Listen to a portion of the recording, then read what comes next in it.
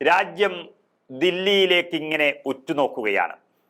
ഏതാനും നിമിഷത്തിനകം തന്നെ രാജ്യ തലസ്ഥാനമായ ഡൽഹി ആര് ഭരിക്കും എന്നതിൻ്റെ ഉത്തരം ലഭിക്കും. വലിയ ആകാംക്ഷയിലാണ് രാഷ്ട്രീയ പാർട്ടികളെല്ലാം തന്നെ. വോട്ടെടുപ്പിന് തൊട്ടു പിന്നാലെ വന്ന എക്സിറ്റ് പോളുകളെല്ലാം BJPക്ക് അനുകൂലമായിരുന്നു. അതുപോലെ തന്നെ സംഭവിച്ചിരിക്കുകയാണ്.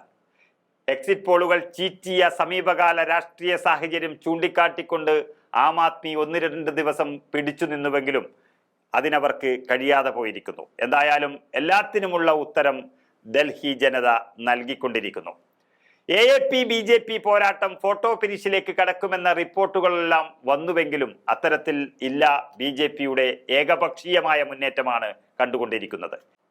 ഈ സാഹചര്യത്തിൽ ജയിക്കുന്ന MLA-മാരെ ചാക്കിട്ട് പിടിക്കാനുള്ള ഒരു നീക്കം BJP തുടങ്ങിയിട്ടുണ്ട് എന്ന AAPയുടെ നിരന്തരമായ ആരോപണം അതെത്രത്തോളം ശരിയാകുമെന്ന് നമുക്ക് കണ്ടറിയാം.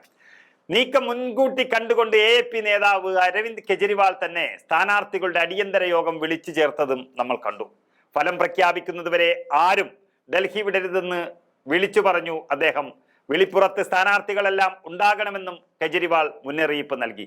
പക്ഷേ BJPയേക്കാൾ എത്രയോ പിന്നിലായി AAP മാറുമ്പോൾ ഇനി എത്രത്തോളം MLA-മാരെ ചാക്കിട്ട് പിടിക്കാൻ BJP ശ്രമിക്കുമെന്ന് തോന്നുന്നില്ല. ഏതായാലും ആം ആദ്മി പാർട്ടി പറഞ്ഞത് പ്രകാരം ആം ആദ്മി സ്ഥാനാർത്ഥികൾക്ക് BJP 15 കോടി രൂപ വാഗ്ദാനം ചെയ്തു എന്ന ആരോപണമാണ് കെജ്രിവാൾ ഉന്നയിച്ചത്. പിന്നാലെയാണ് കെജ്രിവാൾ യോഗം വിളിച്ചത്. ഡൽഹിയിൽ 16 AAP സ്ഥാനാർത്ഥികളെ സ്വാധീനിക്കാൻ BJP നേരിട്ട് ശ്രമിച്ചു എന്നാണ് കെജ്രിവാൾ ഉയർത്തിക്കൊണ്ടിരിക്കുന്ന ആരോപണം ഇപ്പോഴും. പക്ഷേ കെജ്രിവാൾ ഇല്ലാത്തൊരു നിയമസഭയാണ് ദില്ലിയിൽ വരാൻ പോകുന്നത് എന്ന് വ്യക്തമായിരിക്കുന്നു.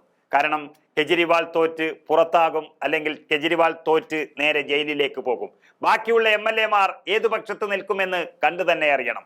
അപ്പോഴാണ് BJPയുടെ ഈ ചാക്കിട്ട് പിടുത്തത്തിന്റെ വിലയും ഒക്കെ ചർച്ചയായി വരുന്നത്. BJP എല്ലാം തള്ളിക്കളഞ്ഞിട്ടുണ്ടെങ്കിലും കെജ്രിവാൾ ഇല്ലാത്ത ഒരു AAPയെ ഇനി എത്രത്തോളം BJP അവിടെ നിർത്തുമെന്നുള്ളത് കണ്ടു തന്നെ അറിയണം. അപ്പോഴാണ് കെജ്രിവാൾ തോറ്റ AAPയെ ഇനി BJP ചാക്കിട്ട് പിടിക്കുന്നത് മാത്രമല്ല, ഒരുപക്ഷെ ദില്ലിയിലെ AAP BJPയുടെ ഭാഗമാകുമോ തന്നെ എന്ന് കണ്ടു തന്നെ അറിയണം. ഡൽഹിയിൽ ആര് ഭരണം പിടിക്കുമെന്നറിയാൻ കുറച്ച് നിമിഷങ്ങൾക്ക് മാത്രം ബാക്കിയുള്ളപ്പോഴാണ് വലിയൊരു അട്ടിമറി നീക്കം നടക്കുന്നതായി അരവിന്ദ് കെജ്രിവാൾ പറഞ്ഞുകൊണ്ടേയിരുന്നത്. അദ്ദേഹത്തിനെതിരെ കേസെടുക്കുകയും ചെയ്തു.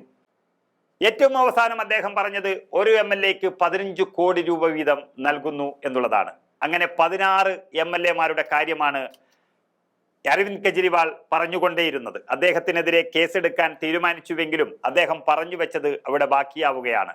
ഏകദേശം 20 സീറ്റിനടുത്ത് AAPക്ക് ലഭിക്കും എന്നുള്ളത് കൊണ്ട് തന്നെ ഈ പറഞ്ഞ 16 MLA-മാരെ BJP ഇനിയും പിന്തുടരുമോ എന്നുള്ളതാണ് കണ്ടറിയേണ്ടത്. അങ്ങനെ പിന്തുടർന്നാൽ ഒരുപക്ഷെ AAP തന്നെ ഇല്ലാതായി മാറും എന്നുള്ളത് ഉറപ്പാണ്. ജയിക്കാൻ സാധ്യതയുള്ള 16 MLA-മാരെയാണ് BJP നോട്ടമിട്ട് വെച്ചിരുന്നത്. ആ 16 MLA-മാർ ജയിച്ചു വന്നിട്ടുണ്ടെങ്കിൽ, ആ 16 സ്ഥാനാർത്ഥികൾ MLA-മാരായിട്ടുണ്ടെങ്കിൽ ഒരുപക്ഷെ വരും നാളുകളിലും അതേ നീക്കം നടക്കും എന്നുള്ള ഉറപ്പാണ്. 15 കോടിയാണ് ഒരാൾക്ക് വാഗ്ദാനം ചെയ്തിട്ടുണ്ടെങ്കിൽ അങ്ങനെ 240 കോടിയോളം രൂപ നൽകി BJPക്ക് അവരെ കൊണ്ടുപോകാൻ കഴിയുമെന്നുള്ളത് ഉറപ്പാണ്. ഒരുപക്ഷെ ഇന്നത്തെ അവസ്ഥയിൽ BJPക്ക് മറ്റുള്ള MLA-മാരെ ചാക്കിട്ട് പിടിക്കേണ്ട ആവശ്യമേയില്ല. പക്ഷേ ഒരു പ്രതിപക്ഷം പോലും ഇല്ലാതാക്കാൻ ഈ 16 MLA-മാരെ ചാക്കിട്ട് പിടിക്കാനും BJP തയ്യാറായാൽ AAP തന്നെ ദില്ലിയിൽ ഉണ്ടാകില്ല എന്നുള്ളതിന്റെ സൂചനയാണ് നമുക്ക് ലഭിക്കുന്നത്.